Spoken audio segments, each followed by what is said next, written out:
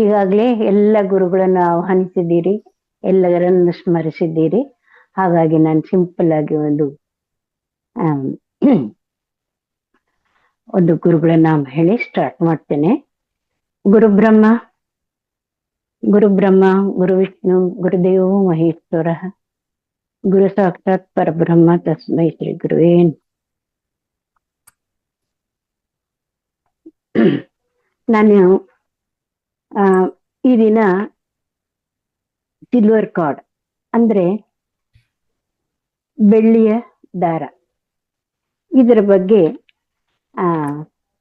ಅಂದ್ರೆ ಈಗಾಗಲೇ ರಂಗನಾಥ್ ಕ್ಲಾಸ್ ಮಾಡಿದ್ದಾರೆ, ಮತ್ತೆ ಪುನರ್ಮನನ ಮಾಡಿಕೊಳ್ಳೋಣ.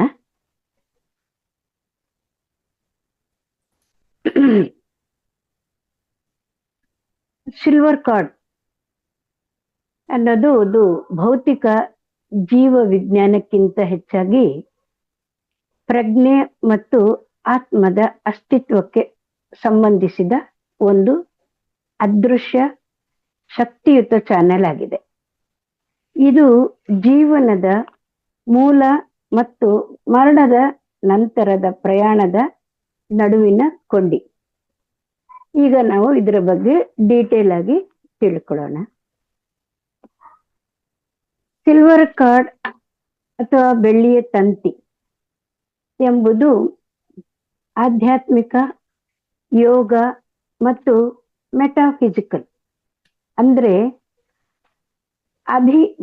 ಭೌತಿಕ ಅಥವಾ ಅತೀಂದ್ರಿಯ ತತ್ವಶಾಸ್ತ್ರಕ್ಕೆ ಸಂಬಂಧಿಸಿದ ಅಧ್ಯಯನಗಳಲ್ಲಿ ದೈಹಿಕ ದೇಹ ಅಂದ್ರೆ ಫಿಸಿಕಲ್ ಬಾಡಿ ಮತ್ತು ಸೂಕ್ಷ್ಮ ದೇಹ ಆಸ್ಟ್ರಲ್ ಬಾಡಿ ಇವನ್ನು ಜೋಡಿಸುವ ಒಂದು ಅದೃಶ್ಯ ಶಕ್ತಿಯುತ ಮತ್ತು ಸ್ಥಿತಿಸ್ಥಾಪಕ ತಂತಿಯಾಗಿದೆ. ಸ್ಥಿತಿಸ್ಥಾಪಕ ಅಂದ್ರೆ ಎಲಾಸ್ಟಿಕ್ ತಂತಿ. ನಿದ್ರೆಯಲ್ಲಿದ್ದಾಗ ಅಥವಾ ಆಸ್ಟ್ರಲ್ ಪ್ರೊಜೆಕ್ಷನ್, ದೇಹದಿಂದ ಹೊರಬರುವ ಅನುಭವ, ಅಂತ ಸಂದರ್ಭದಲ್ಲಿ ಆತ್ಮವು ದೇಹದಿಂದ ಹೊರಗೆ ಸಂಚರಿಸಿದರೂ ಈ ಬೆಳ್ಳಿಯ ತಂತಿ ದೇಹಕ್ಕೆ ಜೀವಶಕ್ತಿಯನ್ನು ಪೂರೈಸುತ್ತಾ ಆತ್ಮವು ವಾಪಸ್ ಬರುವುದನ್ನು ಖಚಿತಪಡಿಸುತ್ತದೆ. ಇದು ಮನುಷ್ಯನ ಸಾವಿನವರೆಗೂ ಮುರಿಯದ ಜೀವನಾಡಿ ಎಂದು ನಂಬಲಾಗಿದೆ. ಇದರ ಬಗ್ಗೆ ಮತ್ತೆ ಸಂಪೂರ್ಣ ವಿವರ ಹೀಗಿದೆ.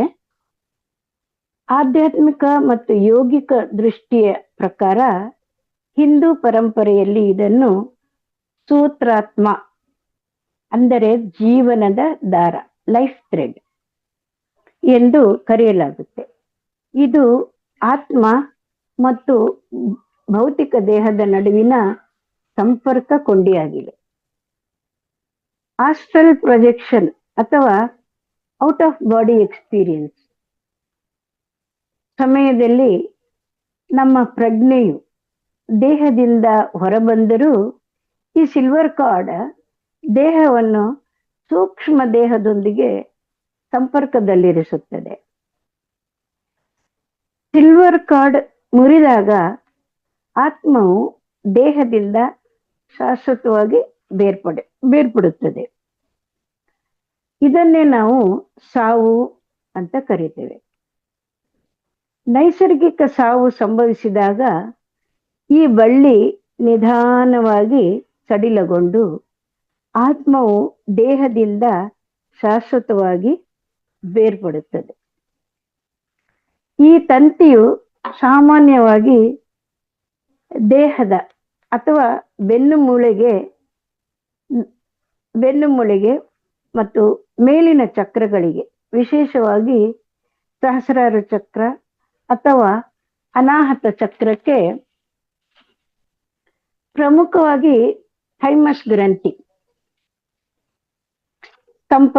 ಸಂಪರ್ಕಕ್ಕೆ ಹೊಂದಿದ್ದು ಹೃದಯದ ಬಡಿತದೊಂದಿಗೆ ಚೈತನ್ಯವನ್ನು ದೇಹದ ಜೀವಕೋಶಗಳಿಗೆ ಪಂಪ್ ಮಾಡುತ್ತೆ. ವಿಜ್ಞಾನವು ಸಿಲ್ವರ್ ಕಾರ್ಡ್ ಅಸ್ತಿತ್ವವನ್ನು ಭೌತಿಕವಾಗಿ ಸಾಬೀತುಪಡಿಸಿಲ್ಲ. ಇದು ಆಧ್ಯಾತ್ಮಿಕ ಮತ್ತು ಮೆಟಾಫಿಸಿಕಲ್ ಕ್ಷೇತ್ರಕ್ಕೆ ಸೇರಿದ್ದಾಗಿದೆ. ಕೆಲವು ಬೈಬಲ್ ವಿದ್ವಾಂಸರು ಸಿಲ್ವರ್ ಕಾರ್ಡ್ ಅನ್ನು ಬೆನ್ನುಮೂಳೆ, ಸ್ಪೈನಲ್ ಕಾರ್ಡ್ ಎಂದು ಅರ್ಥೈಸುತ್ತಾರೆ. ಇದು ದೇಹದ ಜೀವಂತಿಕೆಯನ್ನು ಉಳಿಸುತ್ತದೆ. ಕೆಲವು ಸಿದ್ಧಾಂತಗಳ ಪ್ರಕಾರ ಇದು ಮೆದುಳಿನ ನರಕೋಶಗಳ ಸೂಕ್ಷ್ಮ ನಾಳಗಳಲ್ಲಿ ಮಾಹಿತಿಯನ್ನು ಒದಗಿಸುವ ಡಾಟಾ ಸಿಸ್ಟಮ್ ಸಹ ಆಗಿದೆ. ಕ್ವಾಂಟಮ್ ಮೈಂಡ್ ಥಿಯರಿ ಏನ್ ಹೇಳ್ತದೆ ಅಂದ್ರೆ, ಆಧುನಿಕ ಸಿದ್ಧಾಂತವೊಂದು ಮೆದುಳಿನ ಸೂಕ್ಷ್ಮ ನಳಿಕೆಗಳಲ್ಲಿ ಇರುವ ಎಲೆಕ್ಟ್ರಾನ್ಗಳ ಹರಿವೇ ಸಿಲ್ವರ್ ಕಾರ್ಡ್ ಆಗಿರಬಹುದು ಎಂದು ಪ್ರತಿಪಾದಿಸುತ್ತದೆ. ಇದು ಪ್ರಜ್ಞೆಯನ್ನು ಅಂದ್ರೆ ಸಬ್ಕಾನ್ಶಿಯಸ್ ಜೀವಂತವಾಗಿರಿಸುತ್ತದೆ. ನಾವು ನಿದ್ರಿಸಿದಾಗ ಅಥವಾ ಧ್ಯಾನದಲ್ಲಿದ್ದಾಗ ಸೂಕ್ಷ್ಮ ದೇಹವು ಹೊರ ಹೋದರೂ ಸಿಲ್ವರ್ ಕಾರ್ಡ್ ಕತ್ತರಿಸಲ್ಪಡುವುದಿಲ್ಲ. ಅದು ಸುರಕ್ಷಿತವಾಗಿ ವಾಪಸ್ ಬರುತ್ತೆ. ಈ ಬಳ್ಳಿಯು ಕೇವಲ ಶಾಶ್ವತ ಸಾವಿನ ಸಂದರ್ಭದಲ್ಲಿ ಮಾತ್ರ ಮುರಿಯುತ್ತದೆ. ಇದು ಭೌತಿಕ ದೇಹ ಮತ್ತು ಆತ್ಮದ ನಡುವಿನ ಸಂಪರ್ಕವನ್ನು ಶಾಶ್ವತವಾಗಿ ಬೇರ್ಪಡಿಸುತ್ತದೆ. ಇದನ್ನು ಒಂದು ಕತೆ ಮೂಲಕ ಹೇಳಲಿಕ್ಕೆ ಇಷ್ಟಪಡ್ತೇನೆ. ಒಂದು ಚಿಕ್ಕ ಹುಡುಗಿ ಇರ್ತಾಳೆ, ಅವಳ ಹೆಸರು ಮಾಯಾ. ಅವಳು ಯಾವಾಗ್ಲೂ ಯೋಚಿಸ್ತಿರ್ತಾಳೆ ಏನಂತ, ನಮ್ಮ ದೇಹದಲ್ಲಿ ಜೀವ ಹೇಗಿರುತ್ತೆ ಅಂತ. ಒಂದಿನ ಏನ್ ಮಾಡ್ತಾಳೆ, ಅವಳು ತನ್ನ ಅಜ್ಜಿನ ಕೇಳ್ತಾಳೆ, ಅಜ್ಜಿ ಜೀವ ಹೇಗಿರುತ್ತೆ ಅಂತ ಕೇಳ್ತಾಳೆ. ಅದಕ್ಕೆ ಅಜ್ಜಿ ನಗುತ್ತಾ ಹೇಳ್ತಾರೆ, ನಮ್ಮ ದೇಹದಲ್ಲಿ ಒಂದು ಕಾಣದ ದಾರ ಇದೆ, ಅದನ್ನು ಬೆಳ್ಳಿ ನಾಡಿ ಅಂತಾರೆ. ಆಗ ಮಾಯಾ ಆಶ್ಚರ್ಯದಿಂದ ಅದು ಹೇಗಿರುತ್ತೆ ಅಂತ ಕೇಳ್ತಾಳೆ. ಅದಕ್ಕೆ ಅಜ್ಜಿ ಹೇಳ್ತಾರೆ, ಅದು ಬೆಳ್ಳಿಯಂತೆ ಹೊಳೆಯುವ ತುಂಬಾ ಸೂಕ್ಷ್ಮವಾದ ಶಕ್ತಿದಾರ. ಅದು ನಮ್ಮ ಆತ್ಮವನ್ನು ದೇಹಕ್ಕೆ ಕಟ್ಟಿ ಹಿಡಿಯುತ್ತದೆ ಅಂತ ಹೇಳ್ತಾರೆ. ಒಂದ್ ರಾತ್ರಿ ಮಾಯಾ ಕನ್ಸು ಕಾಣ್ತಾಳೆ. ಏನಂದ್ರೆ, ಅವಳು ತನ್ನ ದೇಹದಿಂದ ಹೊರಗೆ ಹಾರುತ್ತಿರುವಂತೆ ಅನುಭವಿಸ್ತಾಳೆ. ಆದ್ರೆ ಅವಳು ಭಯಪಡ್ಲಿಲ್ಲ. ಯಾಕಂದ್ರೆ ಒಂದು ಬೆಳ್ಳಿಯ ಹೊಳೆಯುವ ದಾರ ಅವಳನ್ನು ದೇಹಕ್ಕೆ ಕಟ್ಟಿಟ್ಟಿತ್ತು. ಅದು ತುಂಬಾ ಸೌಮ್ಯವಾಗಿ ಪ್ರಕಾಶಿಸುತ್ತಿತ್ತು. ಮಾರನೇ ದಿನ ಮಾಯಾ ಕನಸನ್ನು ಅಜ್ಜಿಗೆ ಹೇಳ್ತಾಳೆ. ಅಜ್ಜಿ ನಿಧಾನವಾಗಿ ಹೇಳ್ತಾರೆ, ನಾವು ಬದುಕಿರುವವರೆಗೆ ಆ ಬೆಳ್ಳಿ ನಾಡಿ ನಮ್ಮನ್ನು ದೇಹಕ್ಕೆ ಕಟ್ಟಿಡುತ್ತೆ. ಆದ್ರೆ ಒಂದು ದಿನ ಅದು ಕಡಿದಾಗ ಆತ್ಮ ದೇಹವನ್ನು ಬಿಟ್ಟು ಹೋಗುತ್ತೆ. ಅದನ್ನೇ ನಾವು ಮರಣ ಅನ್ನುತ್ತೇವೆ. ಅಂದ್ರೆ ಈ ಕಥೆಯ ಸಾರಾಂಶ, ಕಥೆಯ ಸಂದೇಶ, ಮಾಯಾ ನಂತರ ತಿಳ್ಕೊಳ್ತಾಳೆ, ಜೀವನ ತುಂಬಾ ಅಮೂಲ್ಯ. ನಮ್ಮ ಆತ್ಮ ಮತ್ತು ದೇಹ ಒಂದು ಸೂಕ್ಷ್ಮ ಬಾಂಧವ್ಯದಿಂದ ಜೋಡಿಸಲಾಗಿದೆ. ನಾವು ಬದುಕಿರುವ ಪ್ರತಿಯೊಂದು ಕ್ಷಣವೂ ಮಹತ್ವದ್ದಾಗಿದೆ.